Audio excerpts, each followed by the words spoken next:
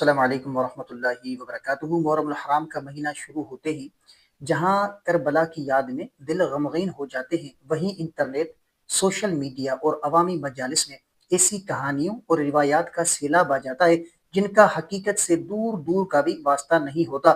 کچھ لوگ جذبات میں آ کر تو کچھ لوگ ویوز اور جو ہے وہ سنسنی پھیلانے کے لیے کربلا کے واقعے کے ساتھ ایسی من گھڑت اور مبالغہ آرائے سے بھرپور کہانیاں جوڑ دیتے ہیں کہ ایک عام مسلمان کا ذہن الجھ کر رہ جاتا ہے۔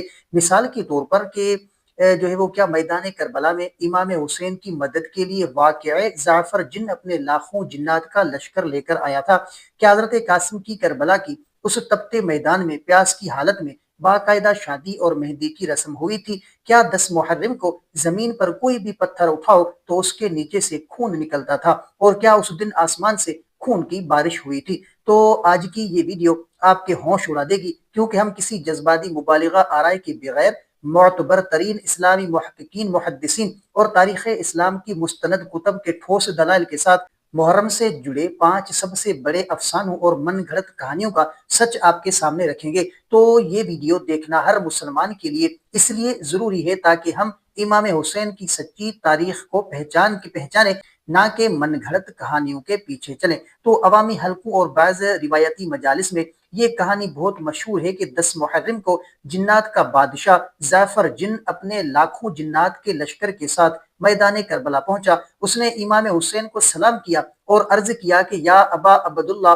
ہمیں اجازت دیں کہ ہم ابھی جو وہ یزیدی لشکر کو مٹا دیں۔ لیکن امام نے یہ کہہ کر منع کر دیا کہ تم انہیں دیکھ سکتے ہو لیکن وہ تمہیں نہیں دیکھ سکتے، اس لیے یہ انصاف کے خلاف ہوگا۔ تو در حقیقت کیا ہے کہ تاریخ اسلام کی معتبر ترین اور مستند ترین قدیم کتب جیسے تاریخ طبرا اور البدایہ والنہایہ یا ائمہ اہل بیت کی مستند کتب احادیث میں جعفر جن نام کے کسی کردار کا کوئی وجود ہی نہیں ملتا۔ یہ کہانی صدیوں بعد کچھ ضعیف اور من گھڑت داستانوی کتابوں کے ذریعے پھیلی، اور علمی اور شرعی حیثیت یہ ہے کہ کربلا کا معرکہ کوئی جادوئی یا جو ہے وہ ماورائی جنگ نہیں تھی، بلکہ یہ انسانوں کے درمیان حق اور باطل کا ایک حقیقی امتحان تھا۔ امام حسین نے اس جنگ کو اسباب کے تحت لڑا تاکہ قیامت تک کے لیے انسانوں کے لیے یہ مثال قائم ہو کہ جب دین پر جو ہے وہ مشکل وقت آئے تو مادی اسباب نہ ہونے کے باوجود کیسے ثابت قدم رہا جاتا ہے۔ اگر وہاں جنات نے لڑنا ہوتا تو پھر یہ انسانوں کے لیے نمونہ عمل کیسے بنتا؟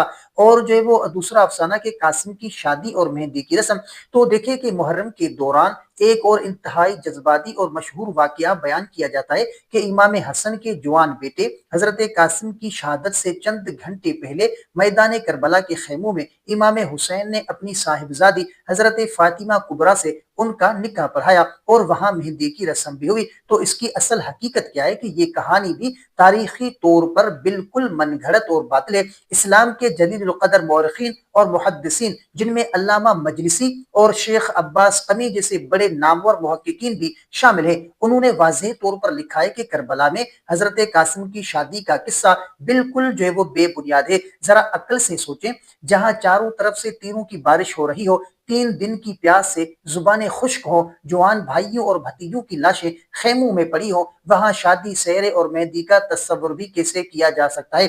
حضرت قاسم ایک مجاہد کی حیثیت سے میدان میں آئے اور بہادری سے لڑتے ہوئے شہید ہوئے۔ ان کی عظمت ان کی شہادت میں ہے، کسی فرضی شادی کے قصے میں نہیں۔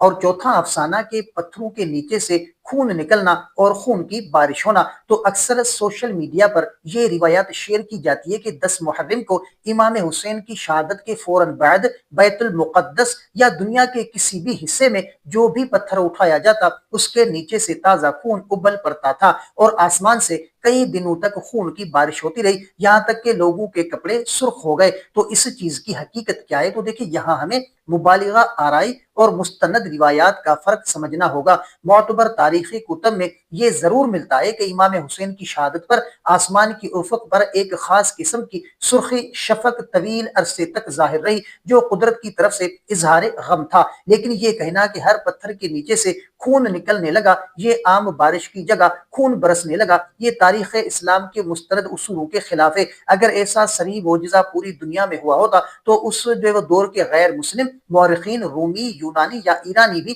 اپنی تاریخ کی کتابوں میں اس عجیب و غریب واقعے کو کو ضرور نوٹ کرتے۔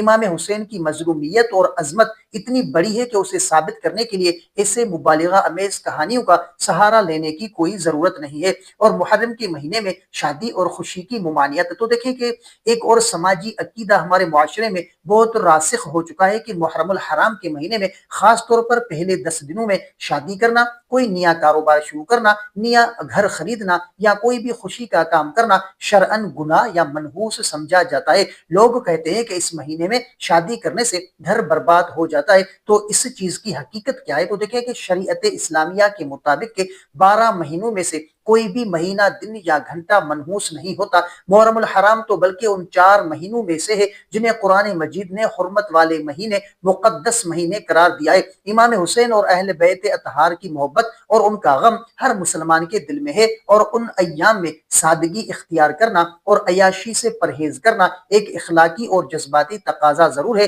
لیکن اسے باقاعدہ ایک شرعی ممانعت بنا دینا، محرم کو معاذ اللہ نوست کا مہینہ سمجھنا بالکل غلط ہے۔ اسلام میں نوست کا کوئی تصور نہیں ہے۔ صحابہ اور اہل بیت کے دور میں بھی محرم میں زندگی کے معمولات شرعی دائرے میں جاری رہتے تھے۔ تو ناظرین اکرام، جو ہے وہ محرم اور کربلا کے واقعے کا علمی خلاصہ اب آپ کے سامنے آتا ہے۔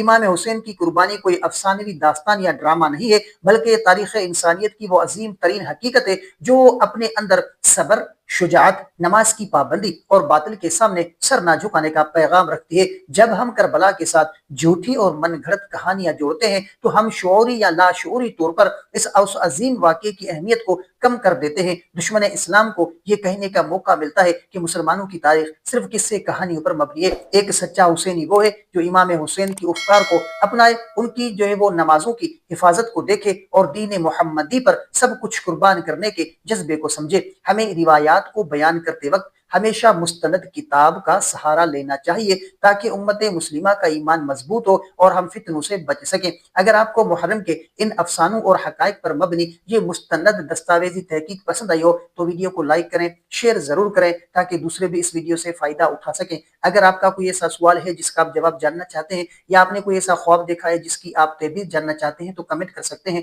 انشاءاللہ آپ کو آپ کے سوال کا جواب اور آپ کے خواب کی تعبیر اسلامی تعلیمات کے مطابق آپ کو فراہم کی جائے گی۔ تو ملتے ہیں اگلی ویڈیو میں، تب تک کے لیے اپنا بہت سارا خیال رکھیں اور ہمیں اپنی دعاؤں میں یاد رکھیں۔ السلام علیکم ورحمۃ اللہ وبرکاتہ۔